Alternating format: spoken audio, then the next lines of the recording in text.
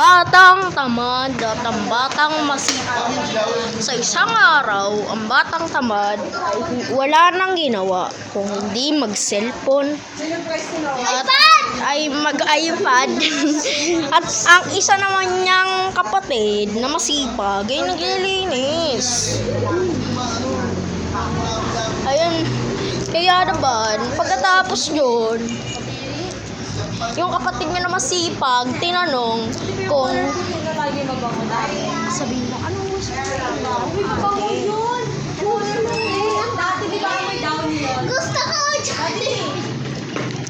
Jollibee!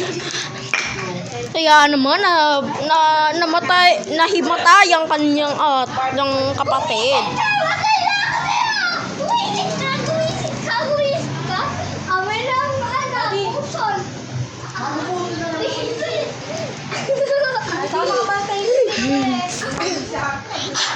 Ang masipag na ang matamad na bata ay kundi kumain na lang at matulog at mag-iPad sa kanilang bahay.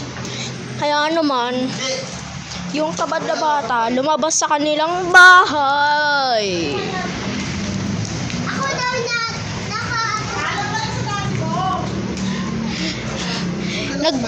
May nakita siyang magandang sapatos.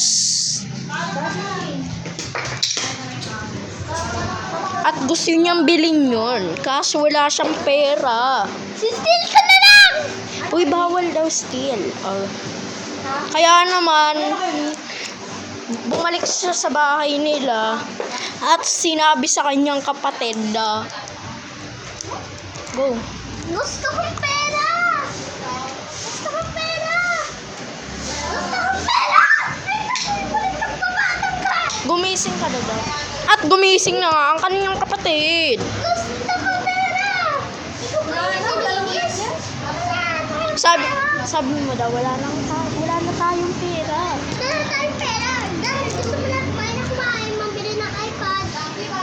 Gusto ko kumain! Tapos nagalit ka daw, Ten. Okay. Gusto ko kumain. Kaya daw ako naihaya na naka-ano. Ay, Nung isang gabi, ay tulog ang kanyang ate at siya ay gising pa. At lumabas siya lumabas ka daw. Lumabas siya para humanap ng gagamba at ilagay sa kama ng kanyang ate. Present ko to sa nanay. Ayun na nga, nasa loob na siya ng kanyang kwarto ng ate. Ate, ito na lang siyo. Hindi mo daw siya gigisingin. Nilagay mo daw. At tumawa ang kanyang tamad na kapatid. At nung kinaumagahan naman ay nagulat ang kanyang anak ay ate na may gagamba sa kanyang dibdib. Kaya sinabi ng kapatid niyang masipag, Ako masipag ako. Ikaw hindi. Gusto ko lang tumulin. Gusto ko lang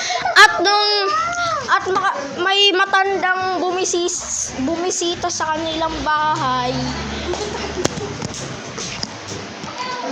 Ay, learning. Lang, ganda na nun eh.